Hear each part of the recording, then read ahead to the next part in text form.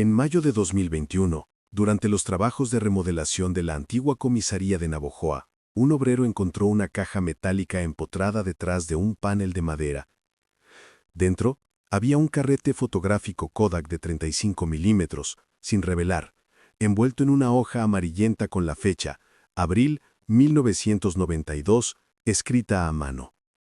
El hallazgo fue reportado a la policía local, que envió el material al laboratorio forense del estado de Sonora. El proceso de revelado se realizó bajo condiciones controladas, con asistencia del Instituto Sonorense de Antropología. De las 12 imágenes recuperadas, solo una resultó completa. Mostraba a 3 jóvenes frente a una estructura de adobe con cruces pintadas en las paredes. La imagen, a pesar de su deterioro, permitía distinguir los rostros de 2 varones y una mujer, todos en sus 20s. Ninguno parecía consciente de estar siendo fotografiado. El nombre Casa de las Cruces apareció en el reverso del sobre del laboratorio, escrito con tinta azul. Ese detalle llamó la atención de la gente a cargo, ya que el sitio era conocido entre los lugareños como escenario de un caso de desaparición ocurrido a principios de los años 90.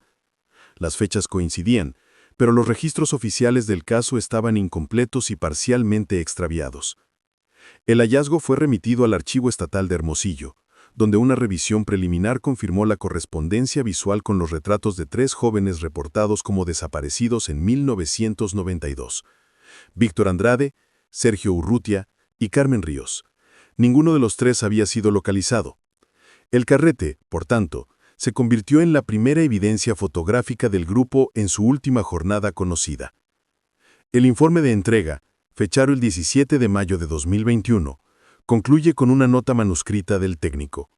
Rollo en mal estado, pero autenticado. Posible valor probatorio. Requiere cotejo facial. Esa observación marcó el inicio de la reapertura del expediente, 29 años después del suceso. El Laboratorio Forense de Hermosillo aplicó técnicas de reconocimiento facial digital sobre la fotografía revelada. A pesar del desgaste del negativo, lograron extraer proporciones óseas y coincidencias morfológicas con retratos antiguos. Los resultados indicaron una correspondencia del 82% con los archivos fotográficos de Víctor Andrade y del 77% con los de Carmen Ríos. En el caso de Sergio Urrutia, la coincidencia fue menor debido a la falta de imágenes nítidas en los registros familiares.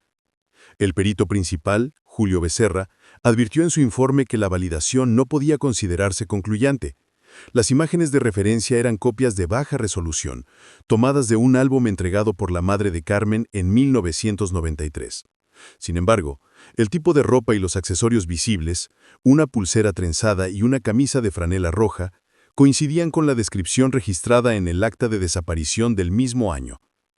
Durante el cotejo, también se detectó una anomalía.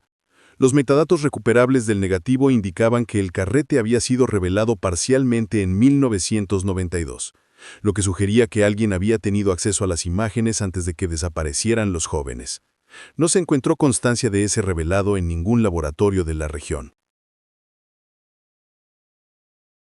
Una copia digital de la foto fue enviada al Archivo General del Estado, donde una empleada reconoció el muro del fondo. Dijo haber pasado por esa estructura cuando aún quedaba una cruz pintada con cal cerca del camino viejo a Echojoa.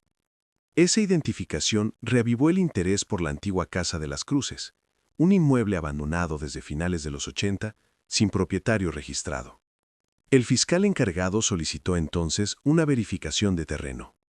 Lo que empezó como una comprobación rutinaria se transformó en una nueva línea de investigación. La posibilidad de que los jóvenes hubieran sido fotografiados poco antes de desaparecer, dentro del mismo lugar donde sus rastros se perdieron. En 1992, el sur de Sonora vivía una etapa de transición. La apertura comercial impulsada por el Tratado de Libre Comercio con Estados Unidos había traído inversión a los municipios agrícolas, pero también desempleo y migración juvenil. Las carreteras recién pavimentadas conectaban pueblos antes aislados, y con ellas llegó un flujo creciente de transportistas, obreros y comerciantes temporales. Navojoa, centro agrícola y ganadero, funcionaba como punto de paso hacia la frontera. La prensa local de aquel tiempo reflejaba un clima de cierta inquietud. Robos, desapariciones breves, disputas de tierras y rumores de ajustes entre grupos de seguridad privada. Las autoridades solían atribuir los incidentes a conflictos personales sin mayor seguimiento. Los tres jóvenes, Víctor, Sergio y Carmen, pertenecían a ese entorno. Ninguno tenía antecedentes penales ni vínculos conocidos con actividades ilícitas, pero compartían la frustración de muchos de su generación: empleos inestables, proyectos truncos y el deseo de irse al norte. De acuerdo con un artículo del Diario del Mayo fechado el 15 de abril de 1992, varios jóvenes de su círculo habían intentado cruzar hacia Arizona ese mismo mes. El expediente policial recuperado menciona que la desaparición ocurrió entre el 19 y el 22 de abril, fechas que coinciden con una tormenta eléctrica que dejó caminos anegados y cortes de energía en la región. Ese contexto meteorológico complicó las primeras búsquedas. Algunos testigos afirmaron haber visto luces en el área rural durante la noche de la tormenta, pero la policía no pudo corroborar sus dichos. Al revisar la documentación, los investigadores actuales encontraron que la Casa de las Cruces ni siquiera figuraba en los mapas catastrales de la época. No aparecía en registros de propiedad ni en planos de uso de suelo. Solo se la mencionaba en notas orales, un punto de referencia, una ruina en medio de los cañaverales. Esa falta de registro, en un tiempo donde casi todo debía documentarse, se convirtió en uno de los primeros vacíos formales del caso. El inmueble conocido como la Casa de las Cruces se ubicaba a 12 kilómetros al suroeste de Navojoa, cerca del Camino Viejo a Etzojoa. En los años 70 había funcionado como bodega agrícola y vivienda temporal de jornaleros. Abandonada tras un incendio parcial en 1984, quedó en ruinas. Su nombre proviene de las cruces blancas pintadas en las paredes externas, hechas según los vecinos para espantar ladrones. Los registros catastrales no consignan propietario ni arrendamiento posterior. En 1992, cuando los tres jóvenes desaparecieron, el lugar ya era punto habitual de reunión para pandillas menores y cazadores furtivos. Aún así, la policía apenas lo inspeccionó durante las primeras búsquedas. En las actas consta una única visita, el 25 de abril, a cargo del agente Bernardino Mesa, quien reportó nada relevante salvo indicios de fogata reciente. El edificio consistía en 2 cuartos de adobe, un aljibe cieco y un corral derrumbado. En 2021, al regresar al sitio, los investigadores hallaron todavía fragmentos de yeso con restos de pintura blanca y marcas de hollín. La fotografía del carrete mostraba esas mismas paredes, intactas, lo que permitió confirmar que la imagen fue tomada allí, antes del deterioro actual. Los lugareños entrevistados recordaron haber visto a los jóvenes una vez, en una troca azul detenida cerca del portón. Nadie los vio salir. Tampoco hubo denuncias de actividad extraña durante esos días. El rumor local hablaba de un trato fallido con alguien de fuera, pero nunca se estableció con quién ni por qué habrían ido a ese sitio. La Casa de las Cruces, desde entonces, quedó vinculada a un silencio persistente. Ningún registro, ninguna huella oficial. Solo las fotografías que sobrevivieron al tiempo y la memoria fragmentada de los testigos. Víctor Andrade, 24 años, era mecánico automotriz. Había trabajado en un taller de Navojoa hasta marzo de 1992, cuando fue despedido tras una discusión con su encargado. Vivía con su madre y una hermana menor. En su ficha policial no aparece antecedente alguno, salvo una multa de tránsito. Su madre declaró que Víctor quería irse al norte, pero no solo. Sergio Rutia, 22, cursaba estudios técnicos en electricidad. Hijo de agricultores, acostumbraba a viajar entre Navojoa y Álamos para trabajos temporales.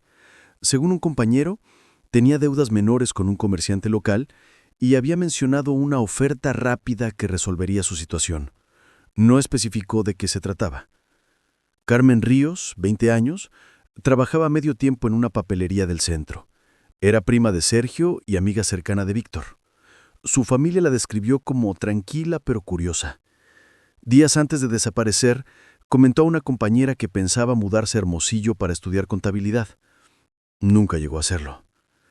El expediente de 1992 indica que los tres fueron vistos juntos el 18 de abril en una gasolinera de la carretera 15, a bordo de una camioneta Chevrolet azul modelo 1978. El vehículo pertenecía al padre de Sergio, quien aseguró haberlo prestado solo por una tarde. La troca nunca fue localizada. Entre los objetos personales recuperados años después, se mencionan un llavero con la inscripción B.A y un recibo de compra de gasolina fechado el mismo día, con destino Camino Viejo a Etchojoa. Es la última evidencia material que los ubita antes de su desaparición. Los investigadores actuales concluyen que los 3 jóvenes mantenían una relación de amistad desde la infancia y compartían el deseo de salir del estado. Ningún indicio sugiere conflicto entre ellos. La pregunta que permanece es qué los llevó exactamente hasta la Casa de las Cruces y con quién planeaban encontrarse allí. El 18 de abril de 1992, según reconstrucción del expediente, los 3 jóvenes partieron desde el barrio Hidalgo alrededor de las 16:30. Testigos los vieron cargar mochilas pequeñas como para una excursión corta. Llevaban una guitarra, una cámara fotográfica y una nevera portátil. La camioneta Chevrolet azul fue vista después en la carretera federal rumbo sur. Un ticket de peaje encontrado en los archivos del caso sitúa su paso por el control de Guayacobe a las 17:10. De ahí, se presume que tomaron el desvío hacia Etchojoa, donde la carretera se bifurca en caminos rurales sin registro oficial. A partir de ese punto, los testimonios se fragmentan. Un agricultor afirmó haberlos visto detenidos junto a un grupo de 3 hombres, todos mayores, alrededor de las 18. No hubo corroboración del encuentro. El parte policial redactado días después sugiere que planeaban visitar la Casa de las Cruces, por curiosidad, pues el sitio era conocido como punto de reunión informal de jóvenes. Sin embargo, no existe evidencia de que alguien más estuviera citado allí. Las familias negaron que hubieran mencionado una reunión o encargo previo. Un detalle en la fotografía hallada décadas después permite afinar la cronología. La luz del atardecer y la posición de las sombras indican que la imagen fue tomada entre las 18:30 y las 19, es decir, poco después del último avistamiento confirmado. El trayecto de menos de 15 kilómetros terminó perdiéndose en un terreno de caña y polvo. No hay registro de llamadas, ni señales del vehículo en caminos alternos. El informe concluye con una frase que resume la incertidumbre del caso. Salieron juntos, llegaron juntos, después, nada. El único testigo directo de la presencia de los 3 jóvenes en la Casa de las Cruces fue un hombre identificado como Adrián Palacios, vigilante eventual de una parcela vecina. Su declaración, tomada el 27 de abril de 1992, ocupa apenas 2 páginas en el expediente original. Según sus palabras, vio llegar la camioneta azul alrededor de las 6:30 de la tarde. Se bajaron 3, 2 hombres y una mujer. Dejaron la troca afuera y entraron al caserón. Palacios asegura que unos 20 minutos después escuchó risas y música, probablemente de la guitarra. Luego, silencio. Dice que encendió su lámpara para acercarse, pero antes de hacerlo notó luces de otro vehículo aproximándose desde el camino norte. No alcanzó a distinguir el modelo ni las placas. Apagué la lámpara. Pensé que eran los de la policía rural o los muchachos de siempre, declaró. Cuando volvió a mirar hacia la casa, la camioneta azul ya no estaba. Tampoco escuchó motor ni voces.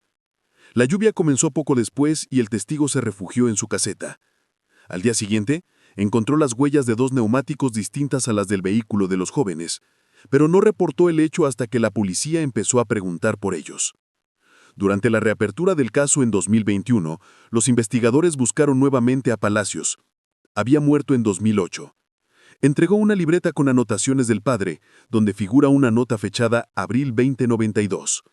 Vieron luces en la casa. Mejor no meterse. Ninguna otra referencia.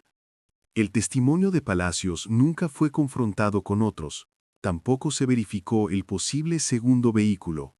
En el archivo, la declaración está firmada con tinta negra y una postdata al margen, escrita por el propio agente Mesa. No parece mentir, pero dice poco. El expediente policial original, identificado como Caso 14292N, consta de 48 páginas, aunque 11 de ellas están ausentes en el archivo actual. La primera parte describe la denuncia de desaparición interpuesta por las familias el 21 de abril. El documento muestra irregularidades en las fechas. La denuncia se registró como recibida a las 10:45, pero la hora de apertura de investigación figura a las 13:20 del día siguiente. Esa demora de casi 27 horas nunca fue explicada. El agente responsable, Bernardino Mesa, redactó un informe sumario donde afirmaba haber recorrido los puntos conocidos de reunión juvenil, sin resultados. Mencionó la Casa de las Cruces como estructura abandonada y sin señales de ingreso reciente, contradiciendo luego su propio reporte del 25 de abril, donde sí registró restos de fogata. En la reedición digital del archivo, ese párrafo aparece tachado a mano, con la nota irrelevante. El expediente incluye además una hoja suelta con 3 fotografías en blanco y negro tomadas durante la inspección. Ninguna muestra la fachada principal del inmueble, solo fragmentos del interior, ennegrecidos por hollín. Los negativos originales no fueron encontrados. El perito Becerra, al revisar el material en 2021, concluyó que las imágenes parecen haber sido recortadas para ocultar parte del encuadre. También figura un oficio fechado el 30 de abril, dirigido al Ministerio Público de Hermosillo, solicitando apoyo para rastrear la camioneta Chevrolet azul. No hay constancia de respuesta. El número de serie del vehículo fue mal copiado en 2 ocasiones, lo que inutilizó la búsqueda en el Registro Nacional. En el margen de la última página, una nota manuscrita resume la frustración de la investigación inicial. Sin vehículo, sin cuerpos, sin testigos firmes. Caso en reserva. Ese cierre, escrito probablemente por Mesa, fue el punto final del expediente hasta su reactivación casi 3 décadas después. El 3 de mayo de 1992 se organizó un operativo de rastreo a lo largo del río Mayo, bajo la coordinación del comandante Luis Tapia, entonces jefe de la Policía Judicial del Estado. Participaron 8 agentes, 2 perros rastreadores y una lancha de motor. El objetivo era localizar restos del vehículo o pertenencias personales de los 3 jóvenes, siguiendo una pista anónima recibida por teléfono. Durante 4 días, recorrieron más de 10 kilómetros de cauce, desde el puente del Ejido San Ignacio hasta las inmediaciones del Camino Viejo a Echojoa.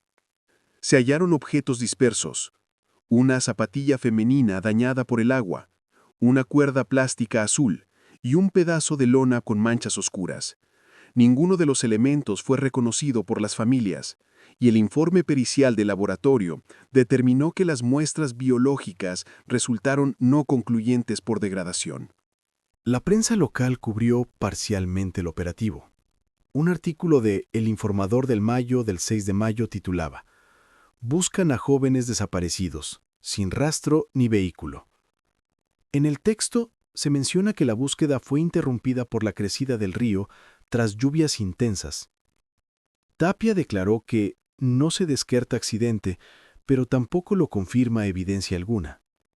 En los registros del Ministerio Público no figura seguimiento posterior. Las piezas recogidas se almacenaron en una bodega provisional del ayuntamiento y desaparecieron del inventario hacia 1994. Tampoco existen fotografías oficiales del operativo. Al revisar los archivos 30 años después, los investigadores actuales hallaron una hoja suelta, mecanografiada, sin firma, con esta frase: Si hubo arrastre por agua, debió dejar huellas aguas abajo. No hay huellas. La observación, sin sello ni fecha, es la última mención escrita sobre la búsqueda en el río Mayo. En los meses siguientes a la desaparición, los periódicos de Navojoa y Huatabampo dedicaron algunas notas breves al caso. La mayoría repetía la misma información: 3 jóvenes vistos por última vez rumbo a Echojoa. Búsqueda sin resultados. Las publicaciones fueron perdiendo espacio hasta desaparecer por completo hacia julio de 1992. Ninguna mencionó la Casa de las Cruces por nombre. El archivo hemerográfico del Diario del Mayo conserva solo 4 artículos relacionados. En ellos se nota un cambio de tono, del interés inicial a la indiferencia. La última nota del 14 de junio incluye una frase escueta atribuida a la Policía Estatal: No hay elementos nuevos. Caso en reserva. Después de eso, silencio. Cuando el caso fue reabierto en 2021, un reportero local, Gerardo Sainz, buscó a exredactores del diario. Uno de ellos, ya jubilado, afirmó que en aquella época llegó una instrucción de arriba para no insistir. No precisó de quién provenía ni con qué argumento. No hay documento que lo respalde, solo su memoria. El contraste con otros casos de la misma década es evidente. Desapariciones con menos repercusión obtuvieron coberturas más extensas. El investigador Becerra concluyó que algo o alguien decidió que este expediente se apagara. La falta de presión mediática permitió que los archivos se dispersaran sin revisión. En los registros actuales apenas sobrevive un sobre de recortes pegados en cartulina, con la palabra Mayo 92 escrita en marcador azul. En la parte posterior alguien anotó: no insistir. Viejo. Nadie firmó esa nota. En agosto de 1993, más de un año después de la desaparición, una mujer que limpiaba una vivienda rentada en el barrio Hidalgo halló una caja de cartón con objetos personales de Carmen Ríos. Entre libretas y recibos estaba una carta sin enviar, dirigida a una amiga en Hermosillo. El sobre no tenía sello postal. El documento fue incorporado al expediente como anexo C7. En su contenido, Carmen escribía: tal vez viajemos el fin de semana. Dicen que solo una vuelta corta. Sergio quiere probar la troca antes de ir más lejos. Si no regreso el lunes, seguro es que se complicó el camino. La carta no menciona destino ni fecha exacta, pero coincide con los días previos a la desaparición. El perito caligráfico de la época confirmó la autenticidad de la escritura, aunque la tinta mostraba signos de humedad. La carta fue doblada 3 veces y guardada en un sobre que llevaba el nombre Luz. Nunca se localizó a ninguna persona con ese nombre vinculada a Carmen o a su entorno. Durante la revisión de 2021, los investigadores analizaron nuevamente el papel. Detectaron una ligera marca en la esquina inferior derecha, una huella digital parcial, probablemente de un hombre. Al cotejarla con el archivo dactilar de Víctor y Sergio, no hubo coincidencia. El informe sugiere que la carta pudo haber sido manipulada después de escrita. Esa hoja, aparentemente banal, cambió el enfoque de la investigación. Mostraba que el viaje no fue improvisado. Había un plan, un motivo y, quizás, alguien más involucrado. Lo que nunca se pudo establecer fue quién debía recibir la carta ni por qué permaneció oculta durante tanto tiempo. El carrete encontrado en 2021 reveló un detalle que los analistas no pasaron por alto. Los 3 jóvenes estaban de pie, mirando hacia algo o alguien fuera del encuadre. Ninguno sostenía la cámara. Por tanto, una cuarta persona tomó la fotografía. La cámara utilizada, según el análisis químico del negativo, era una Canon AE1 con película Kodak Colt de 200 ISO, modelo común en los 90, pero costoso para estudiantes o trabajadores jóvenes. Ninguno de los 3 desaparecidos poseía equipo similar, según confirmaron sus familias. El hallazgo de la fotografía plantea entonces una pregunta básica. ¿Quién los acompañaba en la Casa de las Cruces? En el reverso del sobre de laboratorio, junto a la inscripción Abril 1992, se encontró una firma incompleta. R. Val. El nombre no coincide con ninguno de los involucrados. Los investigadores rastrearon laboratorios fotográficos de la región, pero las listas de clientes de esa década ya no existen. Solo un técnico jubilado de Guatabampo recordó haber procesado negativos con ese mismo tipo de letra, aunque dijo no poder precisar el año. El ángulo y la distancia del disparo sugieren que el fotógrafo se encontraba a unos 3 metros del grupo, probablemente usando tripié o apoyo fijo. La expresión de Carmen, ligeramente girada, con la mano levantada, da la impresión de que hablaba o respondía al autor de la imagen. Hasta hoy, esa figura ausente es el punto ciego del expediente. No aparece en ningún registro, ni se ha identificado huella digital asociada con la cámara. El informe de 2022 cierra su apartado con una frase sobria. El sujeto detrás de la lente permanece desconocido. Sin él, no hay contexto. En octubre de 1993, 6 meses después de que la investigación fuera suspendida, trabajadores agrícolas del ejido San Pedro encontraron 3 objetos parcialmente enterrados cerca del canal de riego. un reloj de pulsera sin correa, una cadena metálica con un dije de madera y un encendedor cipo oxidado. Los entregaron a la policía rural, que los remitió a la comandancia de Navojoa. El perito de guardia registró el hallazgo en un parte breve sin coordenadas exactas. Los objetos fueron identificados por las familias. El reloj pertenecía a Víctor, regalo de su padre.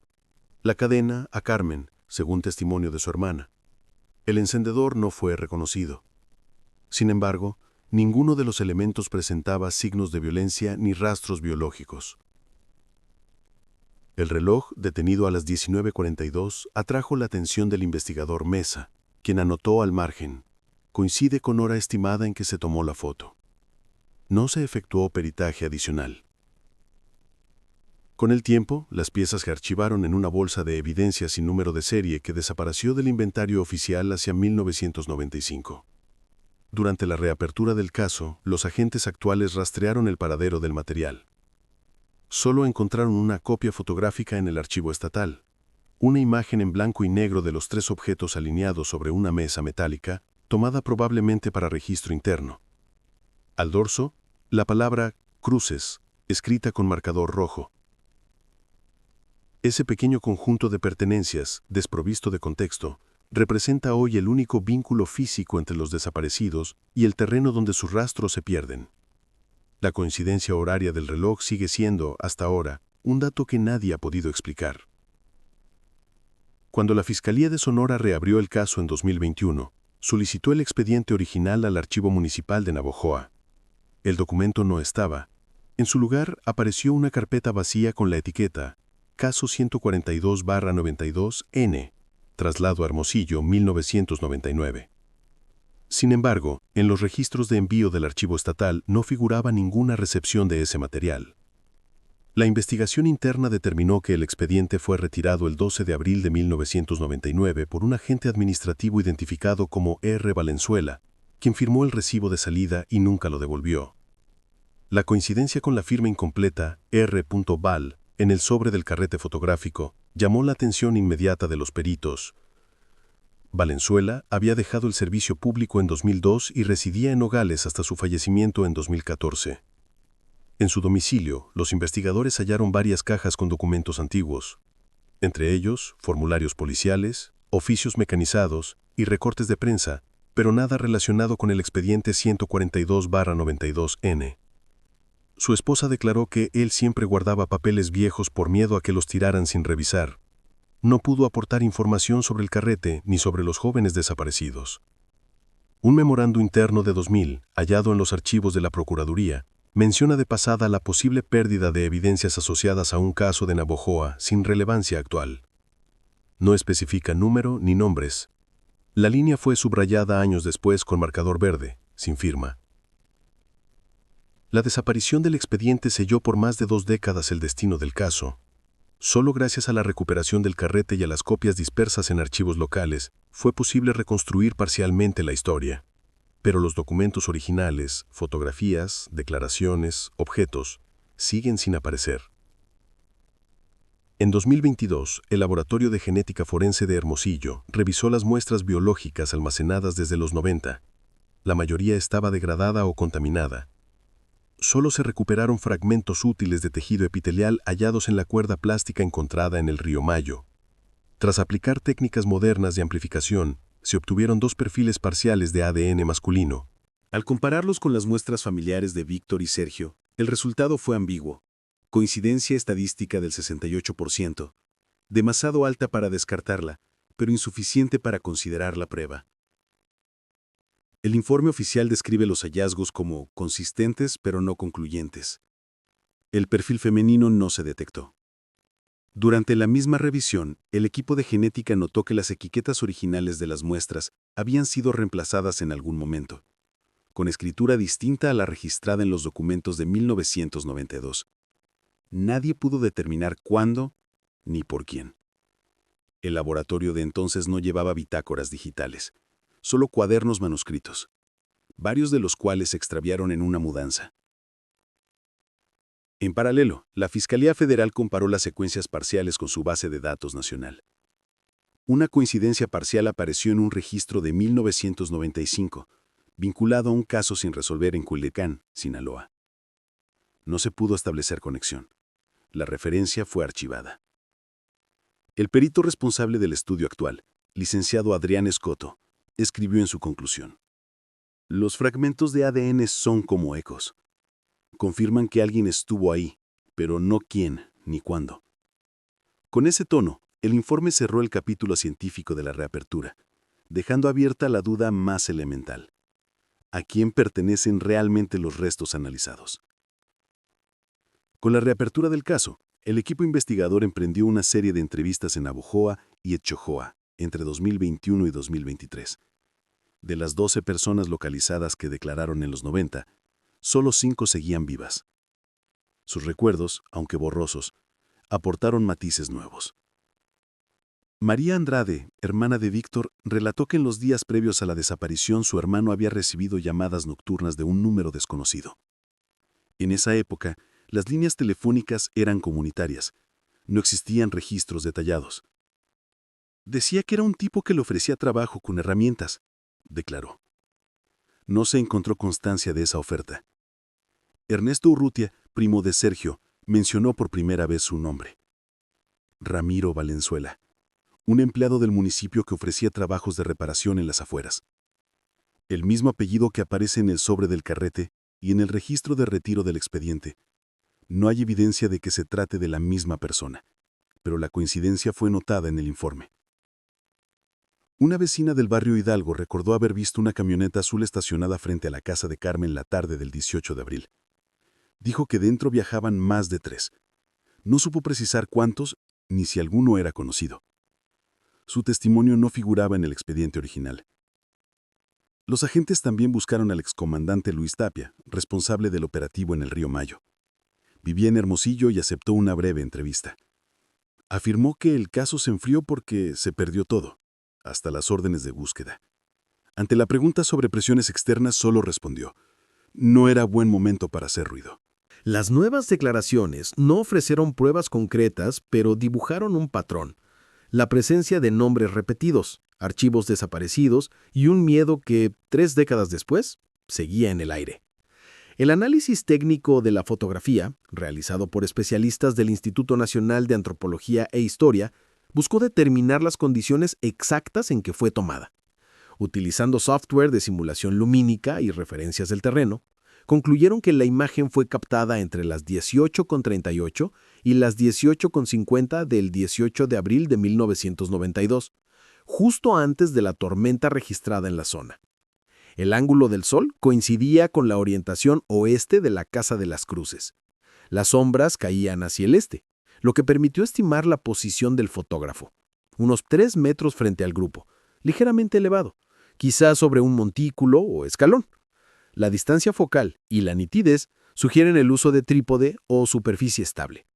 En el margen inferior del negativo se detectó una franja oscura, una silueta parcial que podría corresponder al borde de una prenda o al brazo de alguien. Los peritos no se pronunciaron sobre su naturaleza. Uno de ellos anotó: no se descarta presencia humana fuera del cuadro.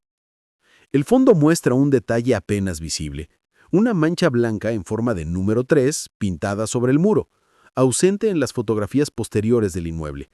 Los investigadores hallaron restos de cal en el sitio, pero ninguna inscripción legible. El número no figura en reportes anteriores y su significado permanece indeterminado. Al final del informe, los analistas concluyeron que la toma no fue accidental. La composición, la distancia y la estabilidad indican intención documental. La pregunta que sobrevive es de quién era esa intención.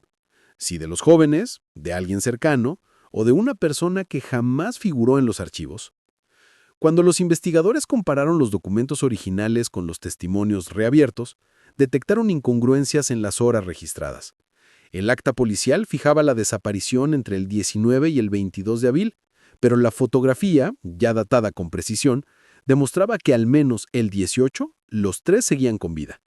Además, la carta de Carmen mencionaba fin de semana, lo que situaba el viaje un día antes de lo establecido.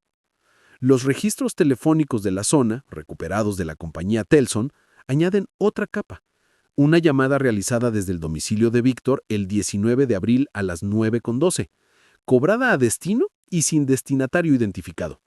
La familia aseguró que la casa estaba vacía desde la tarde anterior. La línea se desconectó pocos minutos después. No hubo rastreo posterior. Otra discrepancia proviene del informe meteorológico. El parte oficial señala tormenta entre las 19 y las 21 horas del 18 de abril. Pero el agente Mesa escribió en su diario personal, conservado por su hijo, que el temporal empezó ya de noche, cerca de las 10. Esa diferencia de horario afecta la ventana estimada del suceso. También hay contradicciones sobre el vehículo. El número de serie consignado en la denuncia, 1D87Z8K41233, no coincide con el grabado en un recibo de mantenimiento fechado 2 meses antes, 1D87Z8K41323. Un solo dígito altera la búsqueda completa en registros nacionales. El informe final de cronología, elaborado en 2023, admite no poder establecer una secuencia lineal verificable. En palabras del investigador Becerra, cada documento parece haberse escrito mirando un reloj distinto. A medida que el expediente reabierto avanzaba, las coincidencias entre nombres y omisiones empezaron a sugerir un patrón. El apellido Valenzuela aparecía en 3 momentos distintos del caso: en la firma del sobre del carrete, en el retiro del expediente original en 1999 y en el testimonio que vinculaba a un empleado municipal con los jóvenes antes de su desaparición. Un informe interno de 2022 del Área de Asuntos Internos del Estado revisó esa coincidencia. Se determinó que en 1992, un Ramiro Valenzuela Cota trabajaba como chofer administrativo para la Policía Judicial en Navojoa. No figuraba como investigador ni perito, pero tenía acceso a vehículos oficiales y a la bodega de evidencias. El registro de personal muestra su baja en mayo de 1992, apenas un mes después de la desaparición. ¿El motivo? Renuncia voluntaria. No se encontró denuncia ni proceso disciplinario en su contra, tampoco familiares directos que quisieran hablar. En 2001, Valenzuela fue implicado de forma tangencial en una auditoría sobre manejo irregular de archivos, pero el procedimiento se archivó sin consecuencias. La posible conexión entre Valenzuela y la Casa de las Cruces nunca se probó. Sin embargo, el patrón de pérdidas, carrete, objetos, documentos, sugiere que alguien con acceso institucional intervino en distintos momentos del caso. En los márgenes del informe de reactivación, una nota sin firma resume la sospecha. Los errores son demasiados para ser casuales. Aún así, la Fiscalía evitó utilizar la palabra encubrimiento. Prefirió el término interferencia administrativa prolongada. Un eufemismo que, en papel, mantiene el caso abierto, pero sin responsables. En marzo de 2023, un pequeño equipo de investigadores viajó de nuevo a las ruinas de la Casa de las Cruces. El camino estaba cubierto por maleza. Las paredes, casi derrumbadas. Solo quedaban fragmentos del muro occidental, aquel que aparece en la fotografía. En la base, aún se distinguían restos de cal, las sombras de las cruces que dieron nombre al sitio. El grupo utilizó detectores de metal y un dron térmico para registrar el terreno. No hallaron restos humanos ni objetos recientes. Sin embargo, a unos 20 metros de la entrada principal, el detector marcó una anomalía. Un casquillo de bala oxidado, calibre .22, parcialmente cubierto de tierra. No había constancia de que se hubiera realizado peritaje balístico alguno en 1992. El hallazgo fue documentado y sellado en presencia de un notario local. Los análisis posteriores indicaron que el casquillo llevaba más de 20 años enterrado. Sin embargo, no se encontró relación directa con el caso. Los investigadores decidieron conservarlo como evidencia contextual, un vestigio más de la época. Durante la inspección, uno de los peritos tomó una nueva fotografía del muro, desde el mismo ángulo que la imagen original. En el encuadre, el paisaje parecía idéntico, salvo por la ausencia de los 3 jóvenes. La luz del atardecer coincidía con la de 1992. El reporte final concluye con una frase sencilla: el lugar permanece, los nombres no. Con eso, la reapertura oficial del expediente quedó cerrada, sin culpables ni certezas. En el Archivo Estatal de Hermosillo, dentro de una caja sin etiqueta, reposa una copia borrosa de la fotografía. En el borde inferior puede leerse un número escrito a lápiz, 14292N, seguido de un trazo incompleto, como si alguien hubiera sido interrumpido. El informe más reciente, fechado en 2024, solo añade una línea al margen. Negativo duplicado en laboratorio particular. Procedencia desconocida. Nadie sabe quién solicitó esa copia. Tampoco figura el nombre del técnico que la reveló. La imagen, pese a su desgaste, conserva los mismos rostros, la misma pared con cruces y la misma luz inclinada del atardecer.